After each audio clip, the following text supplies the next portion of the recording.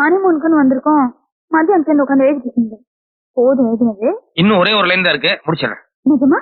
நிஜமா தான்.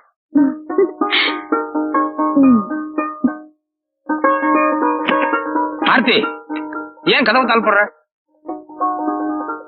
நீங்க தான் முடிஞ்சு போச்சுன்னு சொன்னீங்க.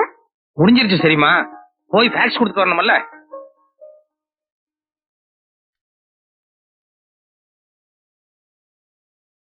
இது பாரு, நான் வெறும் ஃபேக்ஸ் மட்டும் கொடுக்க போல, 2 in 1. வரும்போது உனக்கு அல்வாவும் சேர்த்து வாங்கிட்டு வரேன். சரின்னு சொல்லுமா. அல்வாலாம் ஒண்ணும் வேண்டாம், சீக்கிரம் வந்தா போதும். சீக்கிரம் வந்துடுறேன். காசு செலவாயிடுமே நடந்து போகாம ஆட்டோ எடுத்துட்டு போய் எவ்வளவு சீக்கிரமா வர முடியுமோ அவ்வளவு சீக்கிரமா அல்வாவோட வந்துடுங்க.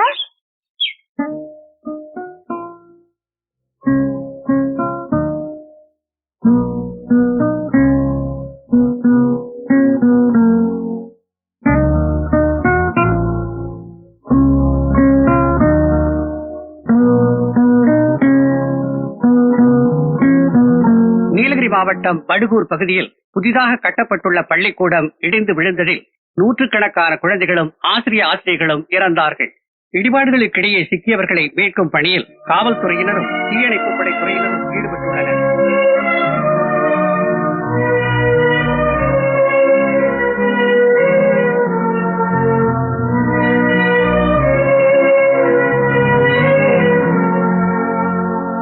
ஆர்த்தி, ஆர்த்தி, ஆர்த்தி, நேற்று நைட்டு டிவி நியூஸ் பாத்தியா? பாத்தேங்க, நியூஸும் பார்த்தேன்.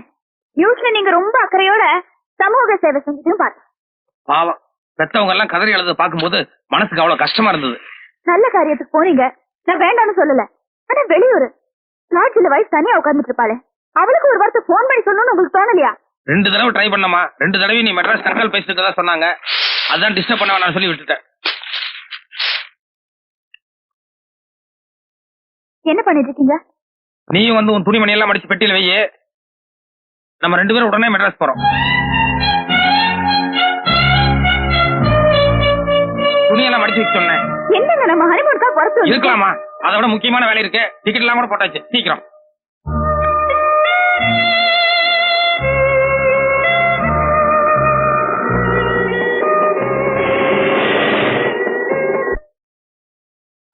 வணக்கம் சார். வணக்கம் சார், ஒரு பில்டிங் டேமேஜ் ஆகி விழுந்துருச்சு. இதெல்லாம் அங்கிருந்து எடுத்து வந்தேன். அந்த கட்டடம் கரெக்டா கட்டினதானு கொஞ்சம் சந்தேகமா இருக்கு. செக் பண்ணி சொல்ல முடியுங்களா? பள்ளி கட்டிடம் இருந்து 150 பேர் பலி, கலப்பட சிமெண்டே காரணம், மந்திரி மீது ஞானப்பணம் வழக்கு.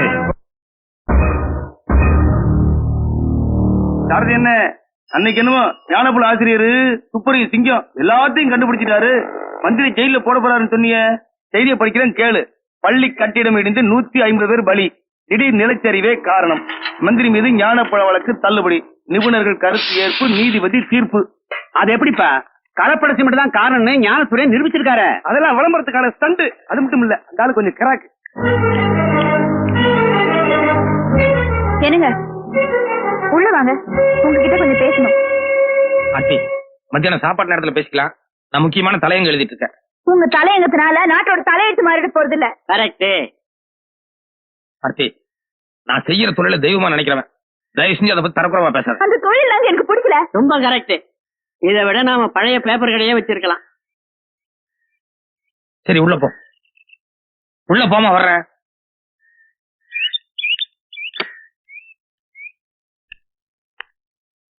ஏன் ஆர்த்தி, என்ன ஆயிடுச்சுன்னு இவ்வளவு கோவப்படுற? ஊர்ல யாரோ எப்படியோ போறாங்க, அத பத்தி உங்களுக்கு என்ன? அன்னைக்கு ஸ்கூல் எடுத்து போச்சுன்னு போய் உதவி பண்ணுங்க, அதோட விட்டுற வேண்டியதானே. எதுக்கு கோர்ட்டு கேஸ் தேவையில்லாதெல்லாம் தூக்கி தலையில போட்டுக்கிறீங்க? 300 குழந்தைங்க இறந்துட்டாங்க, 200 குழந்தைங்க அடிபட்டு ஆஸ்பத்திரியில படுத்திருக்காங்க. அதுல நம்ம குழந்தை இருந்திருந்தா நீ இந்த மாதிரி பேசுவியா? அதெல்லாம் சரிதான் மாப்பிள. நாட்டுல 1000 பேர் 1000 தப்பு பண்ணுவாங்க. அதெல்லாம் கண்டிக்கிறதுக்கும் தண்டிக்கிறதுக்கும் தான் கவர்மெண்ட் இருக்க. அந்த கவர்மெண்ட்ல சில பேர் சரியில்லைங்க. ஒரு பத்திரிக்கையாளங்கிற முறையில அவங்கள தட்டி கேட்க வேண்டியது என்னுடைய பொறுப்பு. இப்ப தட்டி கேட்டு என்ன சாதிச்சீங்க? கோர்ட்டுக்கு போய் நஷ்டப்பட்டீங்க. பத்தாதுக்கு ஜனங்க கிட்ட பைத்தியக்காரன் இருக்கேன்னு பேர் வாங்கிட்டீங்க, அவ்வளவுதானே? உண்மைக்கு என்னைக்குமே சோதனை வரத்தான் செய்யும். கரெக்ட். போதும் உங்க பொது சேவை. நாட்டை கவனிக்க அரசியல்வாதிகள் இருக்காங்க. இன்னில இருந்து நீங்க வீட்டை மட்டும் பாருங்க. சில தவறான அரசியல்வாதிகளாலதான் நம்ம நாடு இன்னைக்கு மோசமான சூழ்நிலைக்கு வந்திருக்கு. அதை ஜனங்களுக்கு புரிய வைக்கிறதுக்காக தான் நான் பத்திரிகையை நடத்துறேன். மத்தவங்களை பத்தி எனக்கு கவலை இல்ல, எனக்கு புருஷன் தான் முக்கியம். எனக்கு நீயும் முக்கியம், ஜனங்களும் முக்கியம். வணக்கங்க. ஐயா தெரியுதுங்களா? எதிர்கட்சி தலைவர் சென்ட்ரல் தமிழரசன்.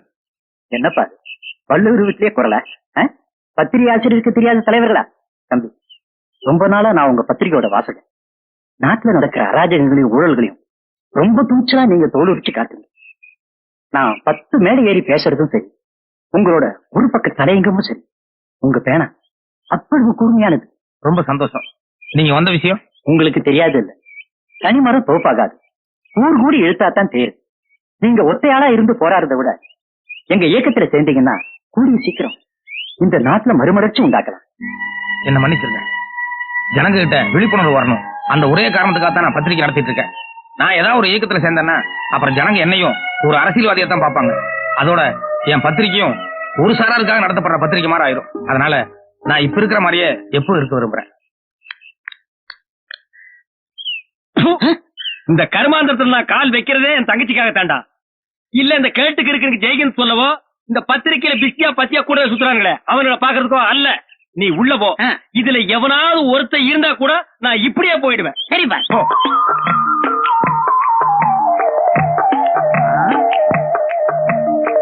நல்ல வேலை யாரும் இல்ல.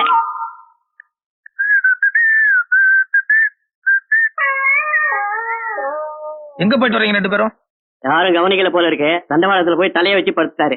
டேய் நல்லா பாத்தியா, நான் சொன்னவனுக்கு எவனுமே இல்லையே. ஒரு ஈக்காக கூட இல்ல. வாங்க பாஸ் போலாம். சரி நீங்க போங்க. 5 பாக்கி. பாஸ் என் கண்ணையே என்னால நம்ப முடியலையே. அதை புடிங்க வெளியேறிடா. வாங்க உட்காரு. வாங்க வாங்க வாங்க வாங்க வாங்க உட்காருங்க உட்காருங்க.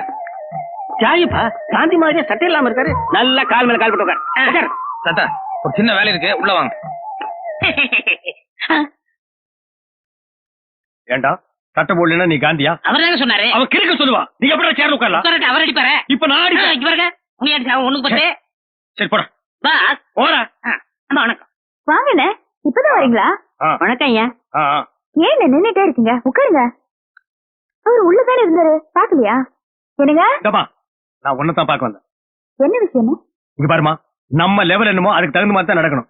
மாப்பிள்ளை இருக்கிற சூழ்நிலைக்கு மினிஸ்டர் கிட்ட எல்லாம் போய் மோதுறாரா, ஊருக்குள்ள கசம்சான்னு பேசிக்கிறாங்க. ஒன்ன வேற நான் இந்த மாதிரி பாக்கணுமா?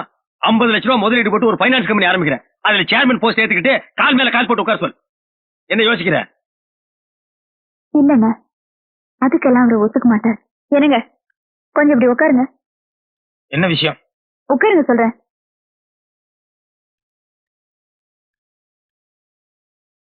அண்ணன் உங்ககிட்ட ஏதோ முக்கியமான விஷயம் பேசணுன்றாரு. எனக்கு ஆபீஸ்ல ஒரு முக்கியமான வேலை இருக்கு. நில்லுங்க, உங்களுக்கு கொஞ்சம் கூட மரியாதையே தெரியாதா? அவர் ஏதோ முக்கியமான விஷயம் பேசணுன்றாரு, நீங்க பாட்டுல போறேன்டுங்க. அண்ணே இத நான் பேசிக்கிறேமா, நீ போய் காய் போட்டு கொண்டு வா. கொஞ்சம் நிதானமாவே போட்டு வா. மாப்பிள்ள கொஞ்சம் கிட்ட வர்றீங்களா? பரவாயில்ல, அப்படியே சொல்லுங்க. சரி நானே வர்றேன். மாப்பிள்ள நான் என்ன சொல்றேன்னா, ரகசியம் தானே. பாரதியாரன் நேற்று ராத்திரியே பாண்டிச்சேரி அமிச்சிட்டேன், போயிட்டாரு. தாத்தா பாரதியார் நம்ம ஆபீஸ்ல தான் இருக்காரு, போய் பாத்துட்டு வாங்க. பாரதி புரட்சி புயலே. மாப்பிள்ள ஆனை மேல ஏறலாம்னு உங்களுக்கு ஆசை இருக்கு, ஆனா குடுப்புல கழுத மேய்க்க கூட இல்லையே. கோமணம் கட்டுறதுக்கே உங்களுக்கு வக்கில்ல, இதுல நீங்க முண்டாசுக்கு ஆசைப்படலாமா? இது பாருங்க, தினம் என் வீட்டுல வந்து எத்தனையோ பிச்சைக்கானுக்கு திருட்டு போறானுங்க. நீங்களும் வீட்டோட வந்து உட்கார்ந்து 3 வேளை கொட்டிங்க. கொட்டிக்கீங்க. இத பாருங்க, என் பொறுமைக்கு ஒரு எல்லை இருக்கு. இனிமே எந்த காரணம் கொண்டு என் வீட்டு பக்கம் வர வேண்டாம். தயவு செஞ்சு வெளியே போங்க. உட்காருங்க. எதுக்கு அவர் வெளியே போக சொல்லுங்க? உங்க அண்ணன் என்ன சொன்னாரு தெரியுமா? என்ன சொல்லிட்டாரு? நீங்க கஷ்டத்துல இருக்கீங்க, உங்களுக்காக ஒரு ஃபைனான்ஸ் கம்பெனி ஏற்பாடு பண்றேன், அதுல சேர்மன் போஸ்ட்ல உட்காருங்கன்னு சொன்னாரு. இது என்ன தப்பா? அதேதான். ஆர்த்தி, உங்க அண்ணனை பத்தி உனக்கு தெரியாது? இல்ல, இது அது வரைக்கும் உங்களை பத்தி தான் எனக்கு தெரியாம இருந்துச்சு.